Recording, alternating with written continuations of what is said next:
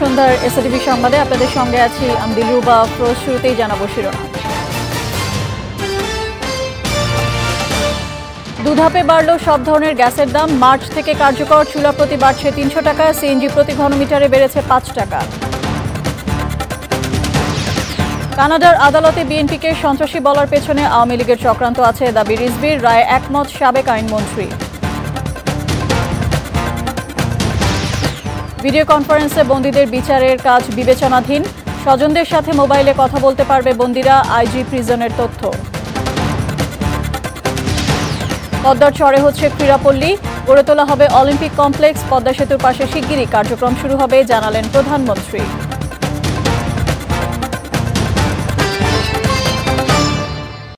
এবার দুধাপে বাসাবাড়ি সহ সব ধরনের গ্যাসের দাম বাড়ালো সরকার। পহেলা মার্চ থেকে এক চুলার গ্যাসের দাম 750 টাকা এবং জুন থেকে হবে 900 টাকা। আর মার্চ থেকে 2 চুলার জন্য 650 থেকে 800 টাকা এবং জুনে তা হবে 950 টাকা। বিকেলে কারওয়ান বাজারে বাংলাদেশ এনার্জি রেগুলেটরি কমিশন কার্যালয় সংবাদ সম্মেলনে গ্যাসের দাম বাড়ানোর ঘোষণা দেন কমিশনের চেয়ারম্যান মনোয়ার ইসলাম। এছাড়া সিএনজির দাম মার্চ থেকে প্রতি ঘনমিটার 38 টাকা এবং জুন থেকে 40 টাকা হবে। সোহাগ কুমার বিশ্বাসকে সাথে নিয়ে মাহমুদ সোহেলের প্রতিবেদন। অবশেষে আর এক দফা বাড়ানো হলো গ্রাহক পর্যায়ে গ্যাসের দাম।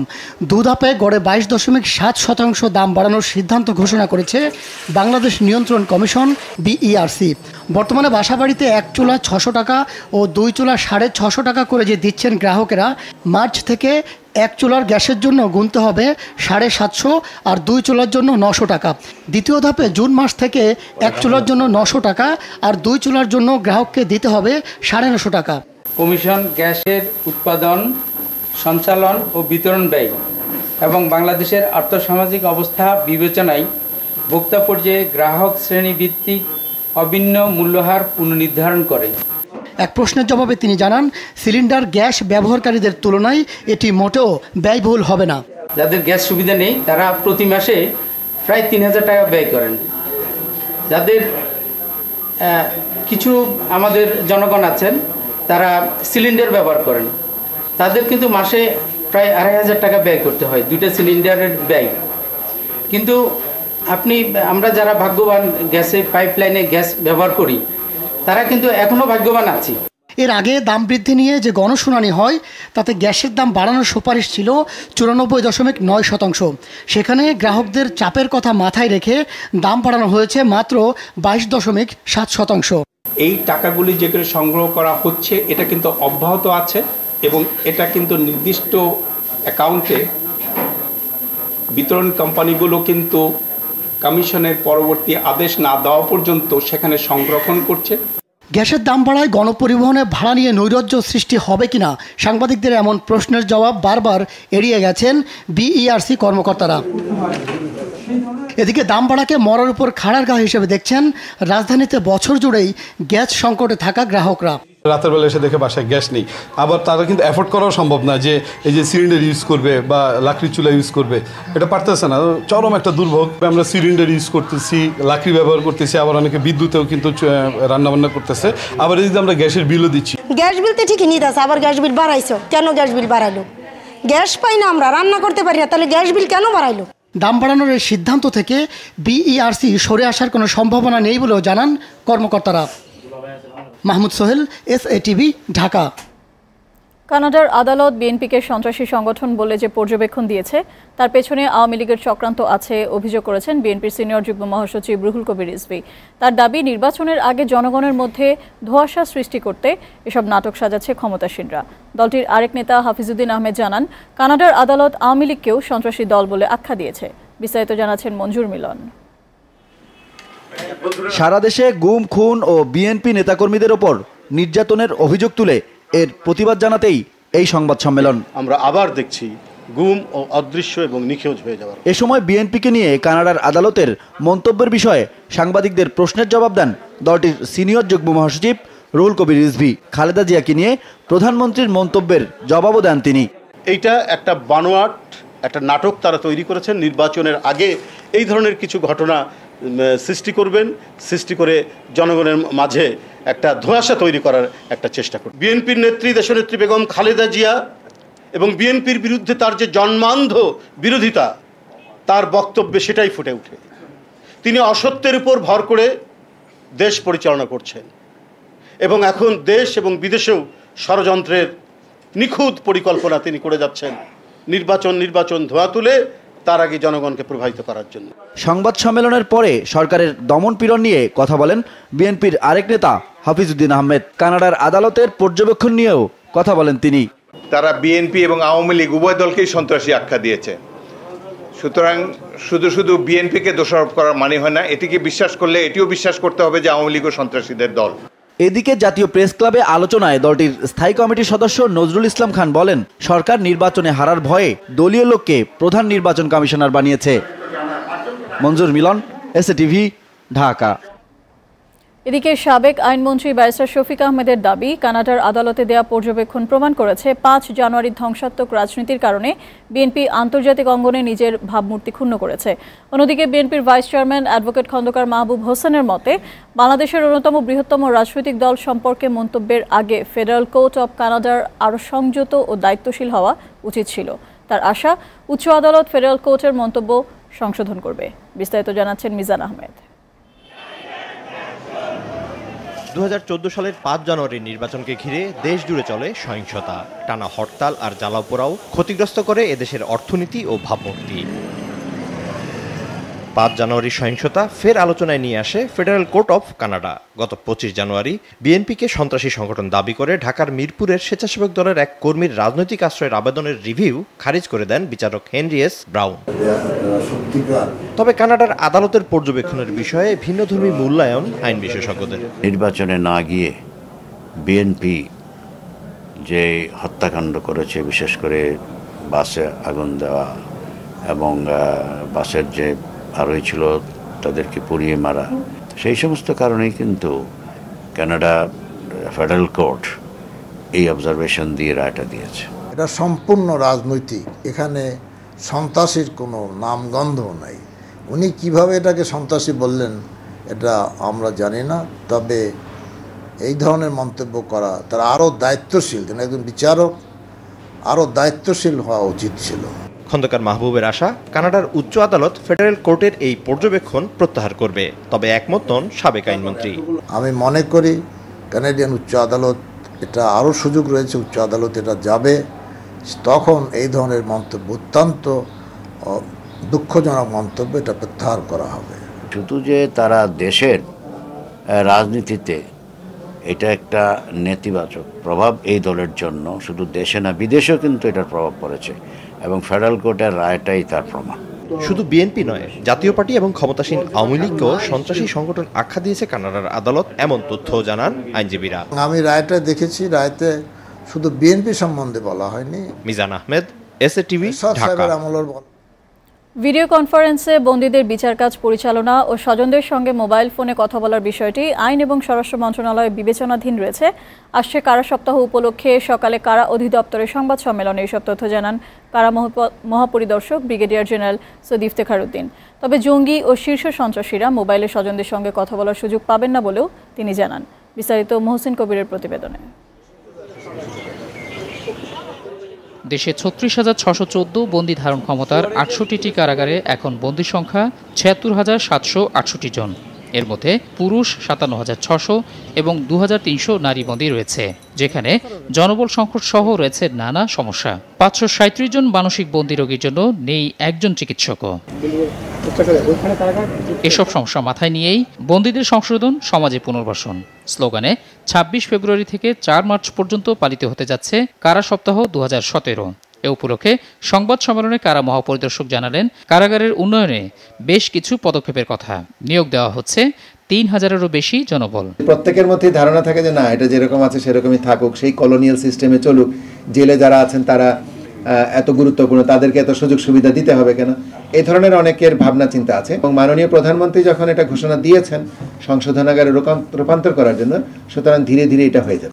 জঙ্গি ও দুর্ধর্ষ সন্ত্রাসীদের আদালতে আনা নেয়ার ক্ষেত্রে ঝুঁকি এবং বিচার কার্যক্রমে গতি আনতে ভিডিও কনফারেন্সের বিষয়টি বিবেচনাধীন বলে জানালেন Iftekhar Uddin.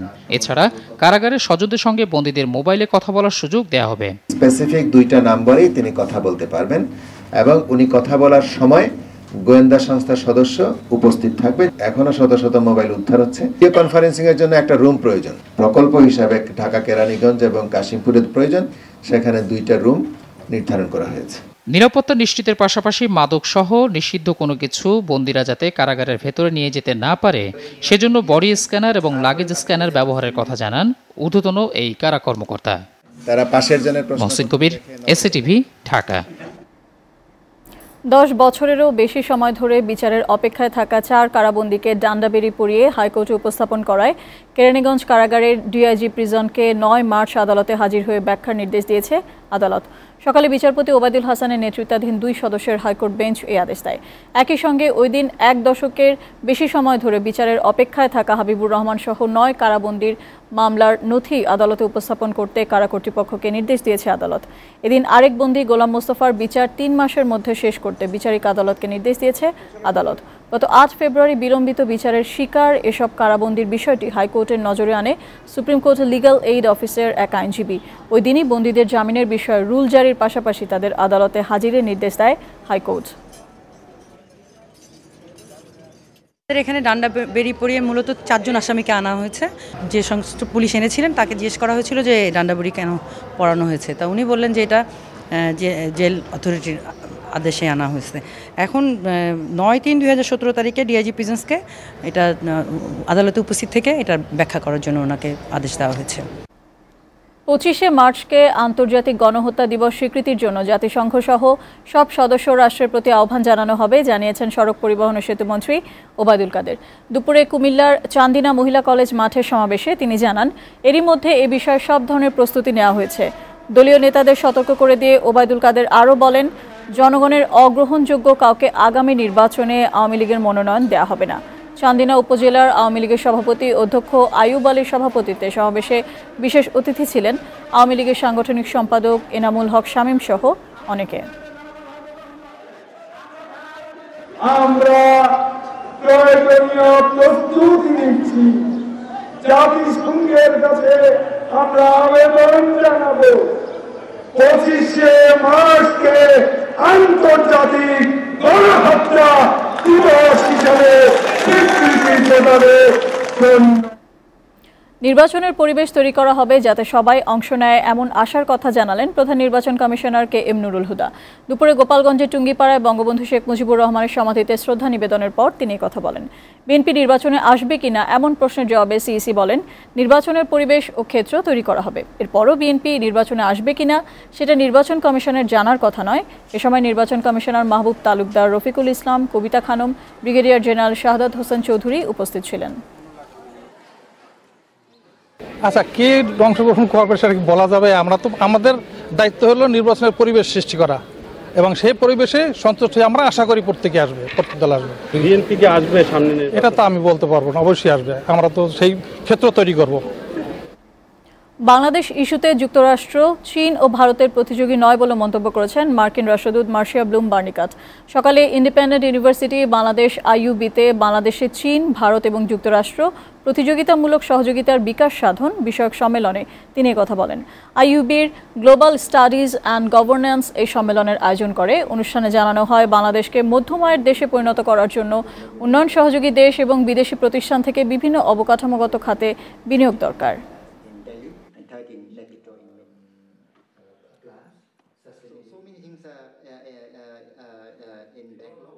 With either India or China here in Bangladesh. প্রথমেই একটি প্রচলিত কথার ব্যাখ্যা দিতে চাই। মার্কিন যুক্তরাষ্ট্র বাংলাদেশ ইস্যুতে চীন ও ভারতের প্রতিযোগী নয়। আমি বিশ্বাস করি বাংলাদেশের উন্নত ও নিরাপদ জীবন এবং স্থিতিশীল সমাজ গঠনে চীন ও ভারতের সঙ্গে মার্কিন যুক্তরাষ্ট্র একসাথে কাজ করবে।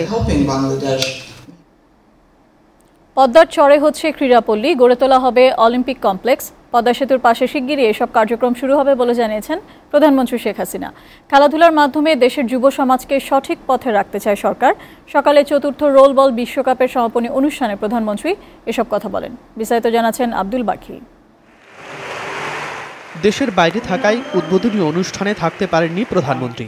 বাংলাদেশে অনুষ্ঠিত বড় এই ক্রীড়া আসরের সমাপনীতে উপস্থিত শেখ হাসিনা।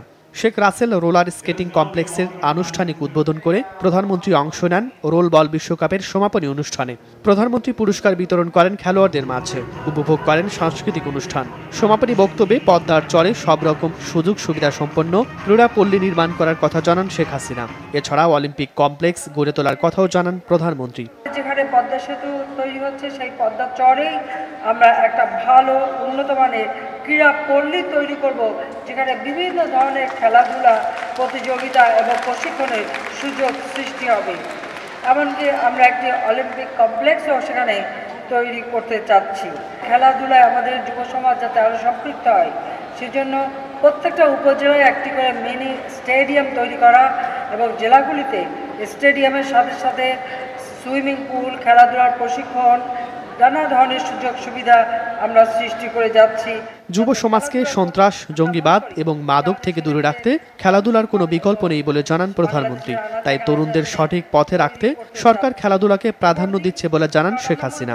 আমাদের যুব সমাজকে যে কোনো ধরনের সন্ত্রাসবাদ, জঙ্গিবাদ বা মাদকাসক্তি থেকে দূরে রাখতে হবে।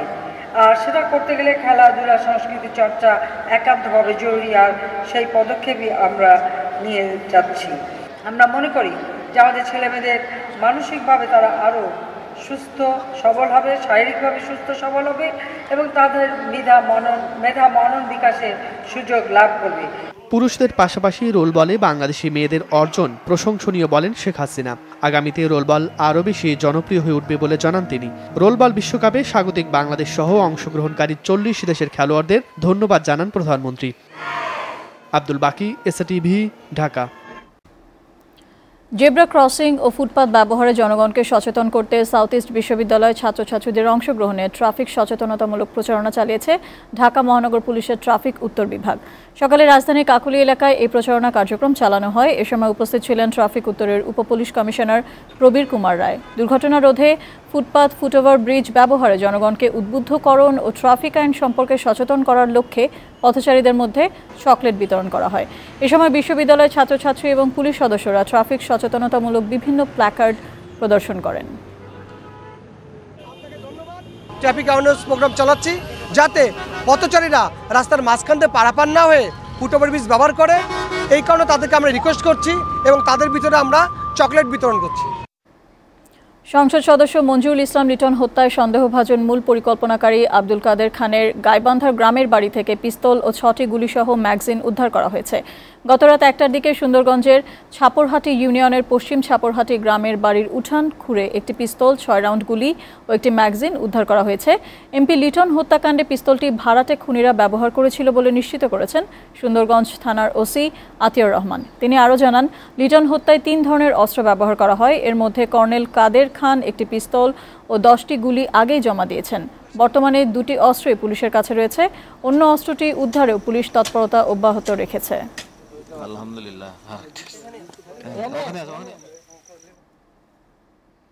কক্সবাজারে রোহিঙ্গা ক্যাম্প পরিদর্শন করেছেন জাতিসংঘের বিশেষ দূত ইয়াং হিলি। আগামী 2 সপ্তাহের মধ্যে তিনি প্রতিবেদন পেশ করবেন। সকাল 9টায় বাংলাদেশে পালিয়ে আসা রোহিঙ্গাদের সর্বশেষ পরিস্থিতি জানতে কক্সবাজারের 4টি শরণার্থী ক্যাম্প পরিদর্শন করেন তিনি। উখিয়ার, কুতুপালং ও বালুখালী শরণার্থী ক্যাম্প পরিদর্শন করেন তিনি। পররাষ্ট্রমন্ত্রী সৈয়দ মাহমুদ আলী এবং প্রতিমন্ত্রী শাহরিয়ার আলম সহ উচ্চপদস্থ কর্মকর্তা ও কূটনৈতিকদের সঙ্গে রোহিঙ্গা পরিস্থিতি নিয়েও কথা বলেন জাতিসংঘ দূত। এর আগে বুধবার টেকনাফের লেদা ও নয়াপাড়া ক্যাম্পে সময় কাটান তিনি। এ সময় রোহিঙ্গাদের উপর মিয়ানমারের সেনাবাহিনীর নির্মম নির্যাতনের বিষয়ে খোঁজখবরও নেন। ইতিপূর্বে তিনি মিয়ানমারের রাখাইন পরিস্থিতি দেখতে 9 থেকে 20 জানুয়ারি 12 দিন মিয়ানমার সফর করেন। গত 19 ফেব্রুয়ারি রাতে তিনি বাংলাদেশে আসেন। পুলিশের পাশাপাশি জনগণ সজাগ থাকলে কেউ নাশকতা বা নৈরাজ্য তৈরি করতে পারবে না, এমন মন্তব্য করেছেন গণপূর্ত মন্ত্রী ইঞ্জিনিয়ার মোশাররফ হোসেন। এজন্য কমিউনিটি পুলিশের আরও সক্রিয় ভূমিকা জরুরি বলেও তিনি মনে করেন। দুপুরে চট্টগ্রামের মিরসরাইয়ে কমিউনিটি পুলিশ মহাসমাবেশে এসব কথা বলেন মন্ত্রী।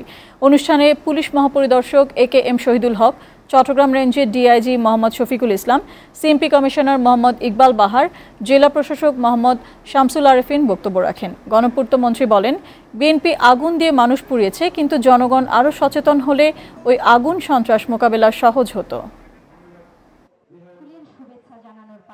এই 5 জানুয়ারি নির্বাচনকে নিয়ে অনেক অগ্নিসন্ত্রাস হয়েছে। অনেক ড্রাইভারকে অগ্নিদগ্ধ করেছে। যদি সবাই যদি আপনার সজাগ থাকে তাহলে কোনোদিনও এই সন্ত্রাস হতে পারে না।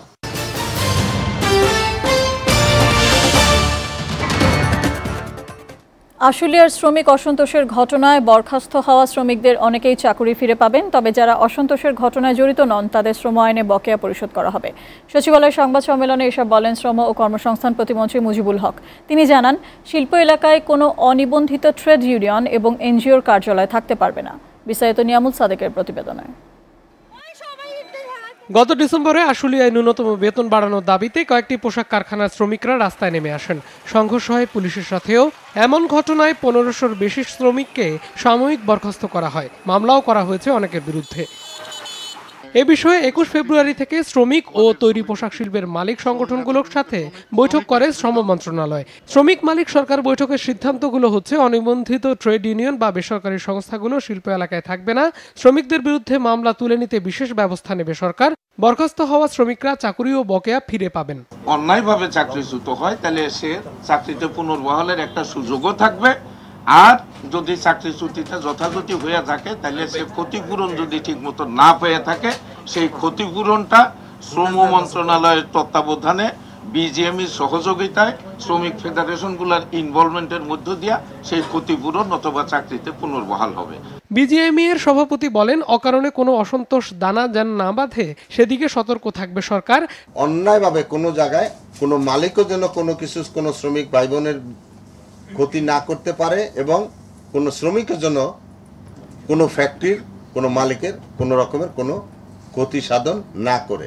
এদিকে শ্রম প্রতিমন্ত্রী জানান, অবৈধ ট্রেড ইউনিয়নধারীরা যেন কোনো অসন্তোষে উস্কানি না দেয় সেদিকেও সতর্ক দৃষ্টি রাখা হয়েছে। ট্রেড ইউনিয়নের নামে unregistered trade union, unregistered trade federation, বিভিন্ন এনজিও যাদের এখানে কোনো কাজ নেই তারাও সেখানে অফিস করে বিভিন্ন সময় বিভিন্নভাবে শ্রমিকদেরকে বিভ্রান্ত করেন। কোনো রকম unregistered trade union, unregistered trade union ফেডারেশনের অফিস থাকবে না। শ্রমিকদের মামলাগুলো দ্রুত সমাধানে সরকার আন্তরিক বলেও জানান তিনি। পক্ষ থেকে নিয়ামুল সাদেক, এসএটিভি, ঢাকা। রাজধানী বঙ্গবন্ধু আন্তর্জাতিক সম্মেলন কেন্দ্রে শুরু হয়েছে বস্ত্রশিল্পের যন্ত্রপাতির আন্তর্জাতিক প্রদর্শনী। সকালে 4 দিনের এই প্রদর্শনীর উদ্বোধন করেন বস্ত্র ও পাট প্রতিমন্ত্রী মির্জা আজম। 2018 সালের পর বাংলাদেশের শিল্প খাতে গ্যাস ও বিদ্যুতের কোনো ঘাটতি থাকবে না বলে টেক্সটাইল মিল মালিকদের আশ্বস্ত করেন প্রতিমন্ত্রী। আরও জানাচ্ছেন Sharif Imtiaz. Dhaka international textile and garments machineries এক্সিবিশনের 14তম আসরের আয়োজন করেছে টেক্সটাইল মিল মালিকদের সংগঠন Bangladesh textile mills association BTMA. 2021 সালের মধ্যে বস্ত্রশিল্পের রপ্তানি আয় $50 বিলিয়ন উন্নীত করতে এই শিল্পে বিদ্যমান সমস্যা সমাধানে বস্ত্র ও পাট প্রতিমন্ত্রীর হস্তক্ষেপ চান বিটিএমএ সভাপতি। প্রত্যেকটা মিলে আজকে সাফার করতে হচ্ছে বিকজ অফ দি গ্যাসের প্রেশারের কারণে। প্রাইমারি টেক্সটাইল যদি ক্ষতিগ্রস্ত হয়, বাংলাদেশ $50 বিলিয়ন যেটা আমরা বলছি সেটা ওই ইম্পোর্টেড ইয়ার্ন, ইম্পোর্টেড ফেব্রিক নিয়ে এসে আমরা রিচ করতে পারবো, নো ওয়ে। পরে মন্ত্রী জানান, বস্ত্রশিল্পের সংকট সমাধানে সরকারের নানা উদ্যোগের কথা। এছাড়া বস্ত্রশিল্পের জন্য দক্ষ জনবল তৈরিতে প্রতিটি জেলায় টেক্সটাইল ইনস্টিটিউট বসানো হবে বলেও জানান তিনি। আজকে বস্ত্র সেক্টরের সবচেয়ে বড় সমস্যা গ্যাস, বিদ্যুৎ। আগামী 3 বছরের মধ্যে আরও নতুন 112টি কূপ খনন করা হবে। 2018 সালের পর এই বাংলাদেশের শিল্প খাতে কোনো গ্যাস, বিদ্যুতের কোনো সংকট থাকবে না ইনশাআল্লাহ। আগামী 26 ফেব্রুয়ারি পর্যন্ত চলবে আন্তর্জাতিক এই প্রদর্শনী।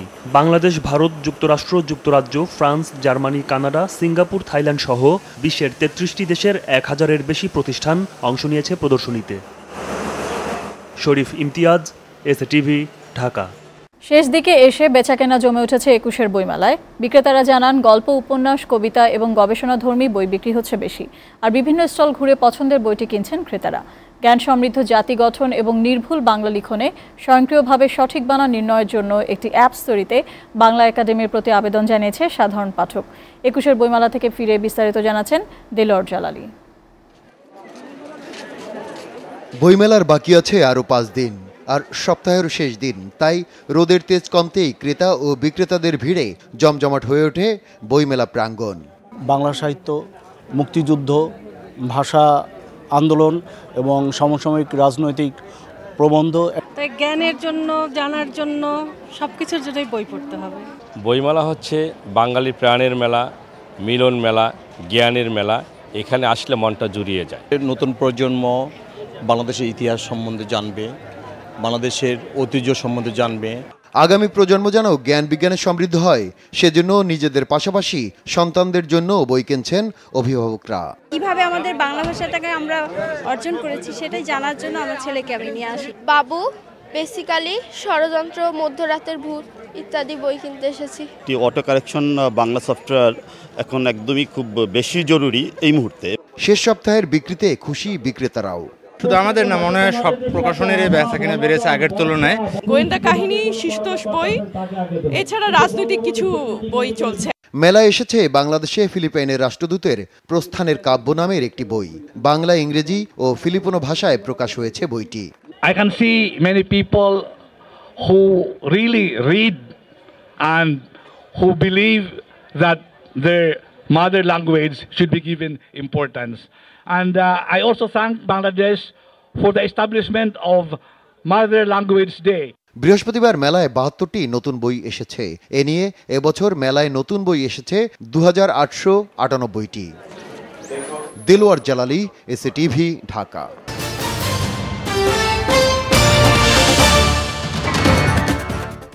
পাকিস্তানের লাহোরে একটি মার্কেটে বোমা হামলায় মারা গেছে কমপক্ষে ৯ জন, আহত হয়েছে ২০ জন। তবে মৃতের সংখ্যা আরও বাড়তে পারে বলে আশঙ্কা করছে দেশটির নিরাপত্তা বাহিনী।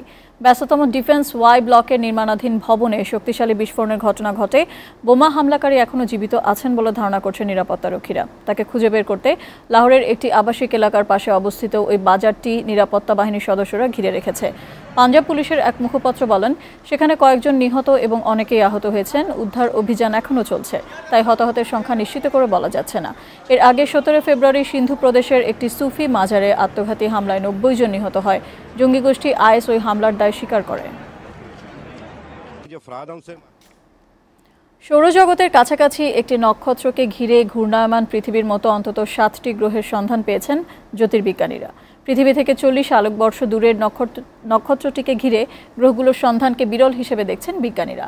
কারণ হিসেবে বলা হচ্ছে, এই গ্রহগুলো পৃথিবীর আকৃতির এবং সেগুলোর পৃষ্ঠে পানি থাকতে পারে। এর আবহাওয়া হতে পারে প্রাণ ধারণের উপযুক্ত। গবেষণায় নেতৃত্ব দেয়া বেলজিয়ামের লিজ বিশ্ববিদ্যালয়ের জ্যোতির্বিদ মাইকেল গালন বলেন, এবারই প্রথমবারের মতো একই নক্ষত্র ঘিরে এ ধরনের গ্রহগুলো পাওয়া গেল। অতি শীতল ক্ষুদ্রাকৃতির ওই নক্ষত্রের নাম দেওয়া হয়েছে ট্র্যাপিস্ট-1। বিজ্ঞানীরা বলছেন, এই নক্ষত্রকে ঘিরে আবর্তিত গ্রহগুলো খুবই শক্ত এবং বৃহস্পতির মতো গ্যাসীয় নয়, বরং শিলা দিয়ে গঠিত। এবার কিম জং নামের মৃত্যুর ঘটনায় মালয়েশিয়াকে দোষারোপ করেছে উত্তর কোরিয়া। এদিকে অভিযুক্ত ৪ উত্তর কোরিয়া নাগরিককে ধরতে সতর্কতা জারি করতে ইন্টারপোলের কাছে আবেদন করেছে মালয়েশিয়া। উত্তর কোরিয়ার রাষ্ট্রীয় সংবাদ সংস্থা কোরিয়ান সেন্ট্রাল নিউজ এজেন্সির বরাত দিয়ে এমন সংবাদ প্রকাশ করেছে বার্তা সংস্থা রয়টার্স। প্রতিবেদনে বলা হয়, প্রাথমিকভাবে মালয়েশিয়া পিয়ংইয়ংকে জানায় কূটনৈতিক পাসপোর্টধারী সে দেশের নাগরিক কুয়ালালামপুরের বিমানবন্দরে হৃদরোগে আক্রান্ত হওয়ার পর মারা যায়। পরে মালয়েশিয়া দ্রুত তাদের অবস্থান বদলে ফেলে এবং মরদেহটি ফেরত দিতে গড়িমসি করছে। এদিকে অভিযুক্তদের ধরতে মালয়েশিয়া পুলিশ প্রধান খালিদ আবু বকর জানান, এ বিষয়ে ইন্টারপোলের পাশাপাশি কুয়ালালামপুরে নিযুক্ত পিয়ংইয়ংয়ের কূটনীতিকদেরও সহযোগিতার আহ্বান জানানো হয়েছে। এসএটিভি সংবাদের শেষ পর্যায়ে আমরা তবে যাবার আগে শিরোনামগুলো জানাবো আরও একবার। 2 ধাপে বাড়ল সব ধরনের গ্যাসের দাম। মার্চ থেকে কার্যকর। চুলা প্রতি বাড়ছে ৩০০ টাকা, সিএনজি প্রতি ঘনমিটারে বেড়েছে ৫ টাকা। কানাডার আদালতে বিএনপিকে সন্ত্রাসী বলার পেছনে আওয়ামী লীগের চক্রান্ত আছে, দাবি রিজভির। রায়ে একমত সাবেক আইনমন্ত্রী। ভিডিও কনফারেন্সে বন্দীদের বিচারের কাজ বিবেচনাধীন। স্বজনদের সাথে মোবাইলে কথা বলতে পারবে বন্দীরা, আইজি প্রিজনের তথ্য। পদ্মার চরে হচ্ছে ক্রীড়াপল্লী, গড়ে তোলা হবে অলিম্পিক কমপ্লেক্স। পদ্মা সেতুর পাশে শিগগিরই কার্যক্রম শুরু হবে, জানালেন প্রধানমন্ত্রী।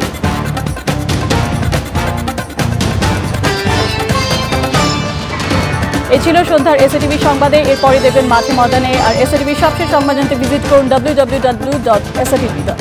ধন্যবাদ সবাইকে সাথে থাকার জন্য।